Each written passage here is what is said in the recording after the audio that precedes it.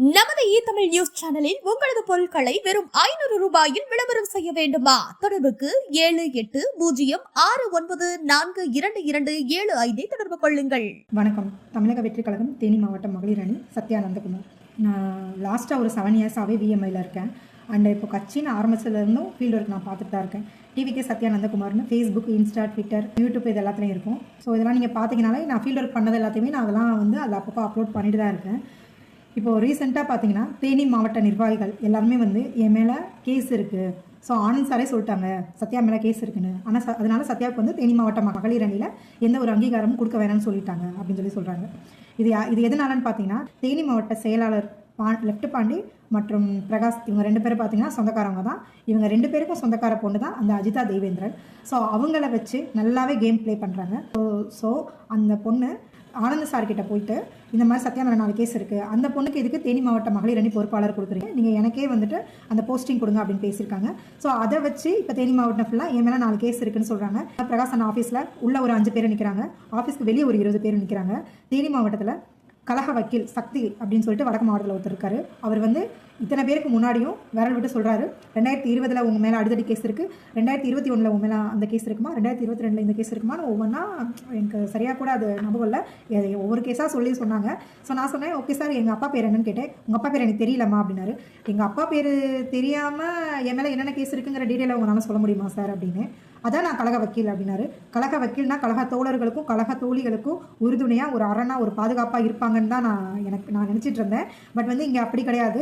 எந்த ஒரு பொண்ணு வேலை பார்க்குறாங்களோ அவங்கள டவுன் பண்ணி பேசுகிறது தான் கழக வக்கீல் அப்படிங்கிறது இப்போ தான் புரியுது. 4 கேஸ் இருக்கிறதுக்கான எவிடன்ஸ் கொடுங்கன்னு கேட்டாலும் கொடுக்கல. இப்போ வரைக்கும் கொடுக்கல. ஆனால் எந்த கேஸும் இல்லைங்கிறதுக்கான எவிடன்ஸ் என்கிட்ட இருக்குது. செல்ஃப் வெரிஃபிகேஷன் சர்டிஃபிகேட் என்கிட்ட இருக்குது. அதை நான் எடுத்துகிட்டு போய் ஆனந்த் சார் கிட்ட காமிச்சாலும் பெருசாக எந்த ரெஸ்பான்ஸும் இல்லை. சார் இந்த மாதிரி தேனி மாவட்டத்தில் இருக்கிற எல்லாருமே என்னை இப்போ தப்பாக பேசுகிறாங்க சார் அப்படின்னு சொல்லிட்டு நான் கேட்டேன். அவர் உடனே கால் பண்ணி, என்னம்மா எந்த ஒரு தப்பும் இல்லாத ஒரு பொண்ணு மேலே எப்படிமா இவ்வளோ பெரிய குற்றத்தை நீங்கள் வச்சிங்கன்னு கேட்கலாமே. ஆனால் எதுவுமே கேட்கலையே. ஏன் கேட்கல? என் வேலையே எனக்கு பெருசாக இருக்குன்னு சொல்லிட்டு போகிறாங்க அப்படின்னா நாளை பின்ன அப்போ நாங்கள் யாருக்காக வேலை பார்க்கணும்?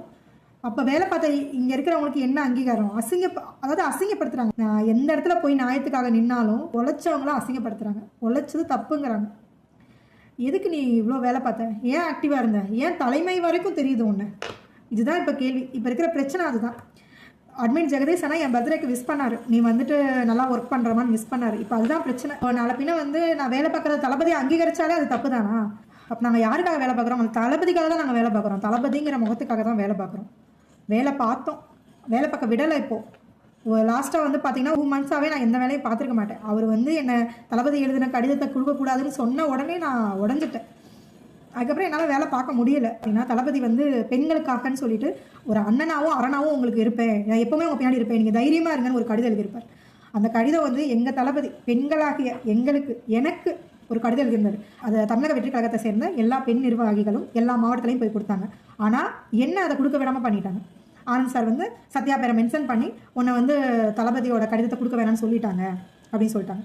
இப்போ இன்றைக்கி என்ன பேசப்படுறாங்கன்னா, ஆனந்த் சார் சொல்கிறாரு, நாங்கள் கொடுத்த ஒரு வேலையை ஏன் நீ கரெக்டாக பார்க்கல, தளபதி நாளைக்கு என்னையே தான் கேள்வி கேட்பாருன்னு அழகாகவே கேம் ப்ளே பண்ணுறாங்க. எல்லாருமே குடும்ப சூழ்நிலை ஒன்று இருக்கும். அதெல்லாம் தாண்டி இவ்வளோ ஃபீல்ட் ஒர்க் பண்ணுறோம், இத்தனை பொண்ணுங்களை வச்சு இவ்வளோ ஃபீல்ட் ஒர்க் பண்ணுறோம். இன்றைக்கி எனக்கு கீழேயும் ஒரு 700-800 மகளிர் இருக்காங்க அப்படின்னா அதுக்கு காரணம் தளபதி நல்லது பண்ணுவாருங்கிற நம்பிக்கை தான். தளபதி பெண்களுக்கு முன்னுரிமை கொடுக்குறாங்கிற நம்பிக்கை மட்டும்தான். ஆனால் அந்த நம்பிக்கை இன்னைக்கு சுக்குநூறாக உடச்சிட்டாங்க. இப்போ என் கூட இருக்கிற எல்லாருமே பேசுறது என்னன்னா, இவ்வளோ வேலை பார்த்த சத்யா மேலேயே இல்லாத கேஸை சொல்கிறாங்களே, நாளை பின்ன நம்ம போய் வேலை பார்த்தோம்னா நம்ம என்னென்ன சொல்ல மாட்டாங்க அப்படின்னு சொல்லிட்டு எல்லாருமே இப்போ பேக் வாங்க ஆரம்பிச்சிட்டாங்க. அது தேனி மாவட்ட லெஃப்ட் பாண்டியன் சொல்லியிருப்பாரு, அவர் போஸ்டிங் வாங்கும்போது சொல்லியிருப்பாரு, விவசாய கடனை அடைச்சது நாங்கள் தான் அப்படின்னு சொல்லியிருப்பாரு. ஆனால் அந்த விவசாய கடனை அடைச்சதுல என் ஹஸ்பண்டோட பங்கு இருந்துச்சு. அதுக்கு இன்னும் 2-3 பேரோட பங்கு இருக்குது. அது எத்தனை இடத்துல மென்ஷன் பண்ணுறாங்கன்னு தெரியல. எந்த ஒரு விஷயம் பண்ணாலும் அது நானே பண்ணுறேன்னு சொல்கிறதா இருக்கட்டும். அதேமாதிரி வயநாடு கேரளா பிரச்சனையும் என்னோட பங்கு இருந்துச்சு, அதே எங்கேயும் மென்ஷன் ஆகலை.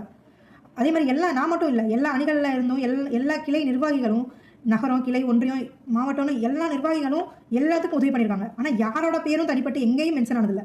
மென்ஷன் ஆகிருந்தால் எல்லாரும் கண்டிப்பாக எல்லாரும் உற்சாகத்தோட வேலை பார்த்துருப்பாங்க. அண்ட் அதே மாதிரி நான் தேனி மாவட்டத்தில் கோலப்போட்டி பண்ணியிருப்பேன். அந்த கோலப்போட்டியில் நல்ல ரெஸ்பான்ஸ்.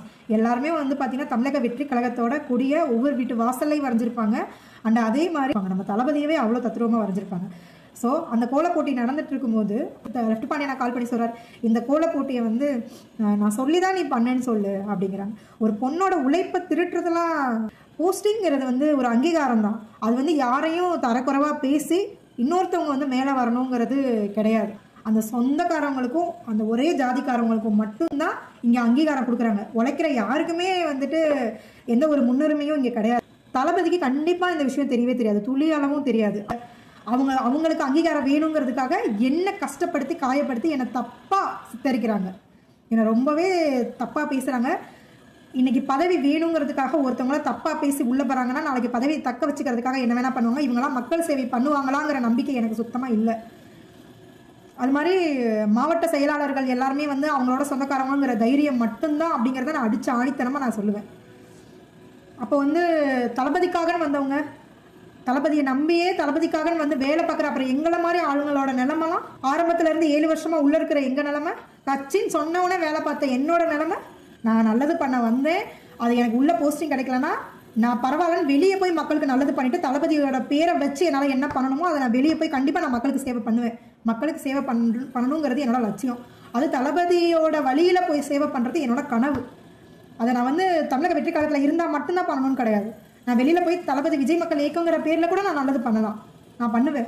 ஏன் நீ வேலை பார்க்குற, ஏன் இவ்வளோ ஆக்டிவாக இருக்க, ஏன் எல்லாருக்கும் போய் சேவை பண்ணுறேன்னா என்னை வெளில வந்ததுக்கப்புறம் யாராலையும் தடுக்க முடியாதுல்ல. கட்சின்னு ஆரம்பிச்சதுலேருந்து நம்ம தளபதிக்காக இனிமேல் நான் தான் நிற்கணும். எங்கள் தளபதி வராரு, எங்கள் தளபதிக்காக நாங்கள் நிற்கணும். அவர் மனசு எங்களுக்கு நல்லா தெரியும். மக்களுக்கு நல்லது பண்ணுறதுக்கும் மக்களுக்கு சேவை பண்ணுறதுக்கும் மக்களுக்காகவே வரக்கூடிய ஒரே தலைவன் தளபதி, அது எனக்கு தெரியும்.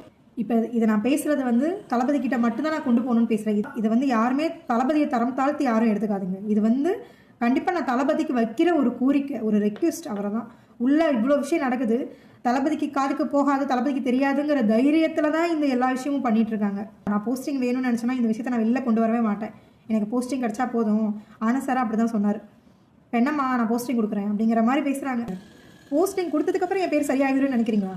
இன்றைக்கி சொந்தக்கார பொண்ணு தான் வரணுன்றதுக்காக மாவட்ட செயலாளர்கள் எல்லாரும் சேர்ந்து அந்த சொந்தக்கார பொண்ணை வச்சு கேம் ஆடி எந்த ஒரு எவிடன்ஸும் இல்லாமல் சென்னை வரைக்கும் அனுப்பி என் மேலே 4 கேஸ் இருக்குதுன்னு சொல்லி இப்போ தேனி மாவட்டம் ஃபுல்லாக அசிங்கப்படுத்துறவங்க நாளைக்கு நான் போஸ்டிங் வந்ததுக்கப்புறம் நான் நின்னா குத்தம், நடந்தா குத்தம், உட்காந்தா குத்தம், ஏன் இந்த தெருவில் போய் வேலை பார்த்தேன், ஏன் அந்த தெருவில் போய் வேலை பார்த்தேன் அப்படின்னு சொல்லிட்டு என்னை வேலை பார்க்க விட மாட்டாங்க. என்னை வேலை பார்க்க விட போகிறதும் இல்லை, நான் வேலை பார்த்தாலும் அதில் குத்தம் கண்டுபிடிக்காமல் இருக்க போகிறதும் இல்லை.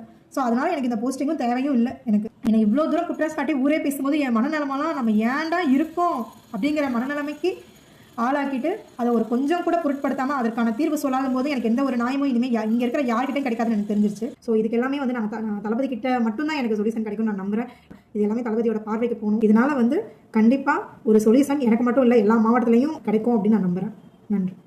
நமது தமிழ் நியூஸ் சேனலில் உங்களது பொருட்களை வெறும் 500 ரூபாயில் விளம்பரம் செய்ய வேண்டுமா? தொடர்புக்கு 7806942275 தொடர்பு கொள்ளுங்கள்.